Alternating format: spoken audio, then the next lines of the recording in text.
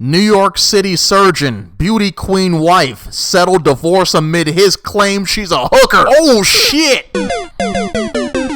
Now folks, I'm gonna read through this article first and then offer my thoughts because there are many lessons that we as men can learn from what this man experienced, because there are no shortage of devious harlots out here. It's dangerous, and if you don't know what to look out for, you can end up inviting a destructive Jezebel into your life.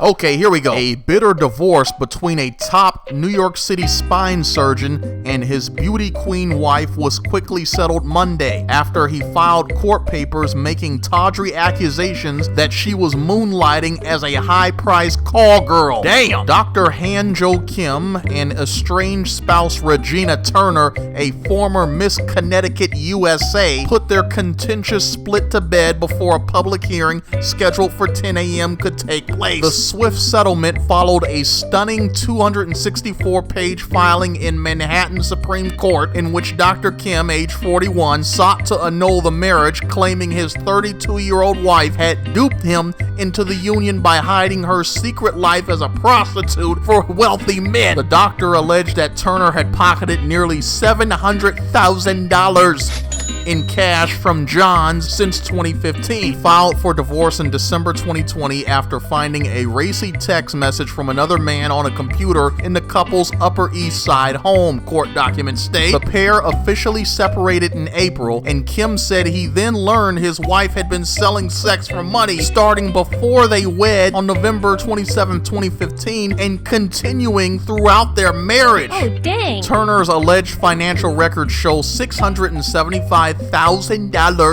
in cash deposits from 2015 to 2021, with many checks coming from a New Jersey real estate executive. What do you think, I'm still the kid on the school bus? As well as a lighting designer's UK-based company. A quote here from the complaint: "It remains inconceivable to plaintiff that given his substantial earnings as a spine surgeon and his enormous generosity to defendant, that defendant continued to sell sex for money during the marriage." Well, you can't buy love, but we'll get into that later. Turner, who was crowned Miss Connecticut USA in 2011, allegedly conned Kim while the pair dated, telling the doc that she was working on an app supported by a wealthy investor. Oh, you know what? I actually think that part is true. I think she was telling the truth, but she got the wordage wrong. So she said she was working on an app supported by a wealthy investor. What it actually was her ass was supported by a wealthy investor. So it wasn't app, it was ass. You know what I mean? And the wealthy investor plunged a lot of money into that ass. Oh, geez. When Kim asked Turner how she was supporting herself while the app was still in development, she claimed she was living off a $500,000 inheritance from her great-grandmother. Why background checks are essential, men. Actually, her savings and access to funds derived from her receipt of money in exchange for provision of sexual services, the complaint says. Turner allegedly covered up her secret sex work by telling her hubby she was going out with girlfriends or had to travel for work. Those girls' nights out, the girls' trips. The filing says she also lied about her education, saying she had been a chemistry major at the University of Connecticut for 3 years until she took a leave of absence to compete in the Miss USA pageant. According to the court document, she never even graduated from high school. Oh, geez. Damn, so she's a pathological liar. Man, there is a lot of bullshit to unpack here. Now, when I first heard about this, I was ready to completely clown this guy for making the classic mistake of trying to turn a hoe into a housewife. Oh, dang. But according to the court filing, he says he was completely in the dark about his wife's escorting. So according to Dr. Kim, this whole relationship from beginning to end was just a straight up con job. She wasn't who he thought she was. So presumably, if Dr. Kim had known about her escorting, he would have ended the relationship while they were still dating. But even in giving him the benefit of the doubt in terms of him not being aware of her escorting, he made plenty of mistakes that allowed this Jezebel to latch on to him.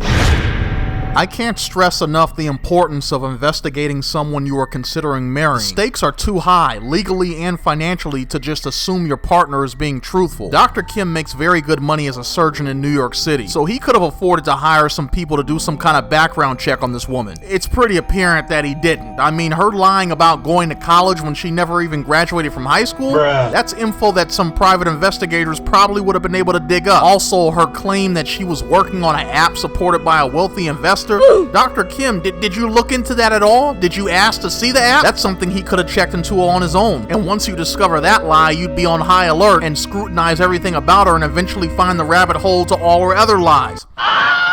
One of man's greatest strengths is his ability to think logically. But when a man thinks with his lower head and not his upper head, all that logic is thrown completely out the window. He's not going to notice any red flags. It's like he's colorblind. That's the effect a woman's beauty can have on a man. Women know that, and that's exactly what they're counting on. Now, according to this article, this photo of them is from 2011. They got married in 2015, so that's 4 years they were dating. That should be enough time to fully evaluate your partner. Dr. Kim clearly didn't evaluate her because over 4 years of dating, there had to have been some suspicious signs that something was amiss, and yet he just flat out ignored them. I think Dr. Kim fell in love with her looks, and consequently he fell for all her lies. Hook, line, and sinker. It's not hard at all for a woman to fool a man if he's blinded by her beauty. This is a consequence of choosing looks over substance and trying to get a young trophy wife. You can't buy love. This is a simple reality that men seemingly refuse to accept. Now look, pretty much all women are seeking financial security, so if you offer that, then yeah, a woman will enthusiastically take you up on that offer. But that doesn't mean she loves you. It's like in that movie Casino. Ace was infatuated with Ginger, and even though Ginger straight up told him from the get-go that she didn't feel the same way about him in terms of love, Ace believed that if he provided Ginger with a luxurious lifestyle and financial security, then she would grow to love him. Jeez. Spoiler alert, she didn't. A woman either loves and desires you or she doesn't. If you're dating a woman and you as a man lead with your wallet, don't be shocked when she only values what you materially provide for her.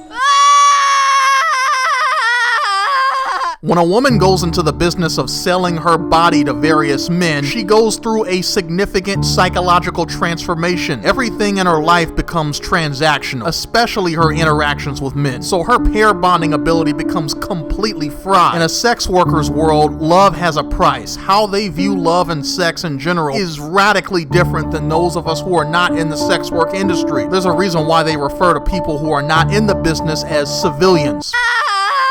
You make me sick, you.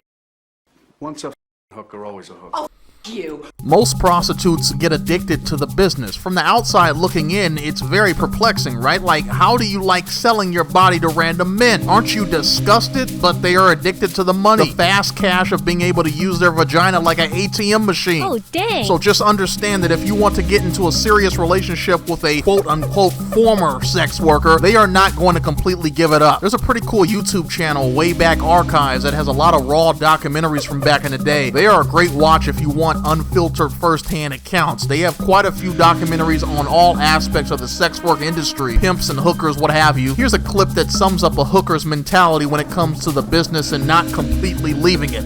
As soon as I get my bachelor's degree in nursing, I'm not going to go out looking for business and calling up madams and hustling. But if something comes along or my horse gets sick and I have a $2,000 vet bill, then I would not hesitate to do a little something on the side until I'm financially secure.